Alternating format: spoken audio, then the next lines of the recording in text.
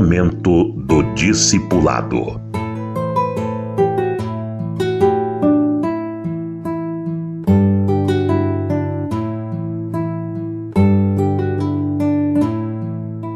Ensinando o discípulo a ver a verdade e a graça na sua vida.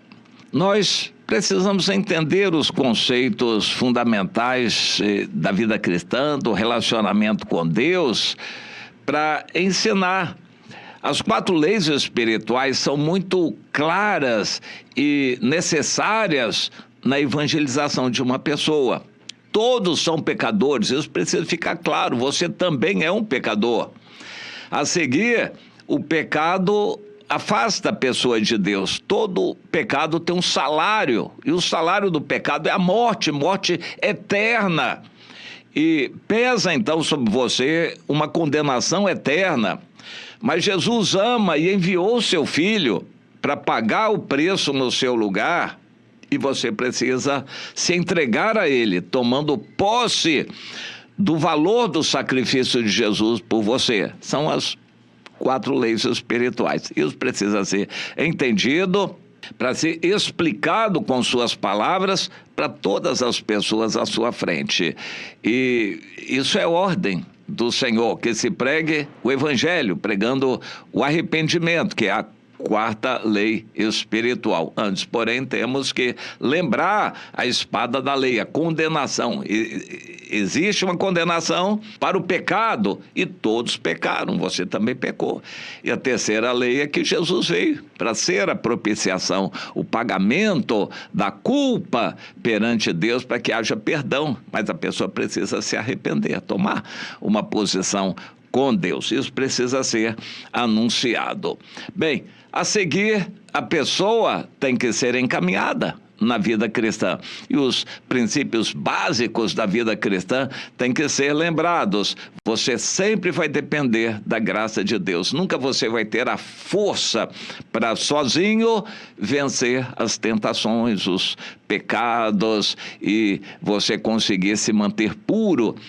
Você vai cair, vai fracassar, mas sempre vai precisar da graça de Deus. E seja humilde para depender da graça de Deus. Nunca um crente vai ser autossuficiente, moralista. Muitos pensam que são bonzinhos, que vão merecer a salvação, porque afinal de contas não roubam, não fumam, não jogam, não mexem com os outros, vão à igreja sempre, dão o dízimo e pronto, então eles estão bem, merecendo a salvação. Triste engano esse. A pessoa que se baseia nisso vai para o inferno. O fariseu, que tinha uma vida muito correta e orou, Jesus disse que ele não foi justificado, mas ele tinha uma vida muito correta. Muitos crentes têm uma vida moralmente correta e não serão salvos. A gente precisa entender a necessidade da graça. Graça é aquele favor que a gente não merece, sempre vai depender. Mas precisamos nos olhar no espelho para ver a verdade. E nós precisamos entender que nós somos falhos, apesar de nosso pensamento a nós mesmos. E esse pensamento a respeito de nós mesmos é de que nós somos suficientes, somos bons, somos maduros, somos aquilo que precisávamos ser. Não, não e não. Deus coloca diante de nós o espelho da verdade, que é a palavra dele, para nos revelar quem nós somos. A verdade de quem nós somos precisa ficar clara. Deus faz isso acontecer, mostra para nós a verdade de quem nós realmente somos. E é muito triste a gente pensar que está bem e de repente fica mal. A gente dorme bem debaixo do impacto da presença de Deus num culto maravilhoso, e aí no dia seguinte a gente acorda arrasado, desanimado, pensando em situações várias, com raiva dos irmãos, revoltado contra alguma coisa, a gente acorda arrasado. Mas ontem eu estava tão bem, A nossa realidade humana é assim. Ontem estava bem, mas hoje está arrasado. E o contrário também. Ontem eu estava tão mal, tão arrasado, mas graças a Deus há uma noite, um sono. Deus trabalha durante a noite, o choro pode vir ao anoitecer, mas a alegria vem ao amanhecer. Isso também acontece. Nós somos assim, volúveis, nós somos de altos e baixos. Esta é a verdade. Esta é a realidade de nós. Por isso precisamos da graça de Deus. Da graça de Deus quando está tudo bem, para a gente não se vangloriar, a gente não se envaidecer. Nós precisamos da graça de Deus naquela hora. Mas quando tudo vai mal, nós vamos precisar também da graça de Deus para a gente não se entregar à desolação, à desilusão, a gente não se entregar ao fracasso, ao desânimo. Nós precisamos da graça de Deus para nos reanimarmos no Senhor e continuarmos. Deus quer ver a continuação, a perseverança dos seus filhos. E isso precisa ser ensinado ao novo discípulo. Nem tudo vai ser favorável. Você vai ter dias maus, momentos difíceis por causa da sua natureza. Até que Jesus volte, você vai passar por altos e baixos. O Salmo 85 é um salmo muito interessante, atribuído aos filhos de Coré. Nós lembramos que Coré, ou Corá, era aquele levita que promoveu uma rebelião lá no deserto ainda, e ele queria ser mais valorizado. Ele não queria ser apenas um ajudante dos sacerdotes, ele queria ser importante e se juntou com outros numa rebelião contra Moisés, e Deus o puniu severamente e ele morreu. Porém, os descendentes dele eram levitas e continuaram o seu trabalho, e na época de Davi, eles se tornaram discípulos de Davi nos louvores e compuseram salmos muito bonitos, e eles entendiam esta realidade. Esse Salmo 85 lembra isso. O Senhor já atuou com favor, com graça, perdoou a iniquidade do teu povo, reprimiu a tua indignação. Mas nós reconhecemos isso, Senhor, mas agora continua, restabelece o teu povo, Senhor. Será que o Senhor não vai ter misericórdia de nós, vai nos deixar aqui assim desanimados? Então, mostra-nos, Senhor, a tua misericórdia, concede-nos o teu livramento.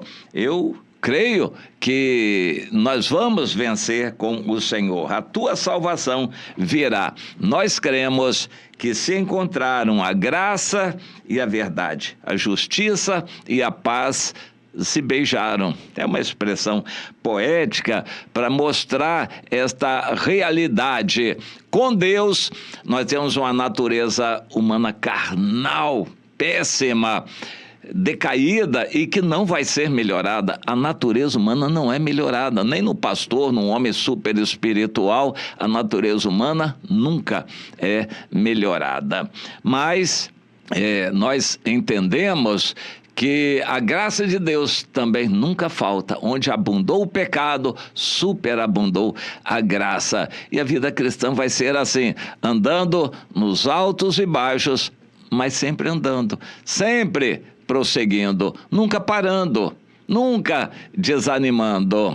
Você entende isto? A graça e a verdade se encontraram, a justiça e a paz se beijaram. Com Deus é assim, Romanos capítulo 7 junto com Romanos capítulo 8. Desventurado homem que sou, quem me livrará do corpo dessa morte? Minha carne é horrível. Mas graças a Deus, porque em Jesus eu encontro perdão, Jesus é suficiente para mim, a graça me basta. E nós vamos levando a vida assim, E o Senhor termina esse salmo dos filhos de Coré dessa maneira: a justiça vai adiante dele, o Senhor transforma as pegadas da justiça em caminhos. Deus nos ensina a caminhar por caminhos direitos, justiça, com a vida correta, não por nós, porque vamos fraquejar, vamos cair, vamos fracassar, mas Deus vai nos levantar. E assim vamos, tropeçando e levantando, caindo, afastando e voltando para o caminho. Nós vamos assim, mas vamos. A questão é essa: tudo isso vai acontecer, mas não é para você parar, não é para desanimar, muito menos para voltar atrás, é para continuar, sempre entendendo. Não supervalorize a sua natureza, você vai continuar sendo um pecador, uma pessoa horrível, uma carne nojenta. A sua natureza vai continuar sendo uma imundícia. Isaías 64, versículo 6. A sua natureza vai continuar sendo imunda, mas a graça de Deus vai superar essa imundícia, fazendo com que você possa produzir algum fruto bom. E a nossa terra vai produzir o seu fruto. É o que o versículo 12 deste salmo diz. Você vai conseguir produzir algum fruto pela perseverança. Cai, levanta, tropeça e se apruma, lá vai você caminhando e continuando, e o resultado vai aparecer, porque é Deus quem age em você. Frutos vão ser produzidos na sua vida. Aliás, sem fruto ninguém vai ser salvo. Jesus deixou isso bem claro. O machado está posto à raiz da árvore. A árvore que não produz bom fruto será cortada e lançada fora. Você tem que perseverar para ser salvo. Tem que perseverar para produzir fruto. Tem que perseverar para caracterizar que você está debaixo da graça. Se você para, desanima, ou se desilude com a igreja, ou por um escândalo você se afasta da igreja, dos irmãos, isso mostra que você não está no caminho da salvação. Tem que perseverar. Quando você persevera, é sinal de que a graça de Deus está superando as suas dificuldades, os seus defeitos, as suas falhas, os seus pecados. Entende? A perseverança é a prova da salvação.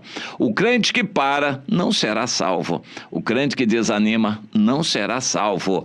A perseverança é a prova de que a graça de Deus está em você. Entenda isso e persevere. Persevere, continue.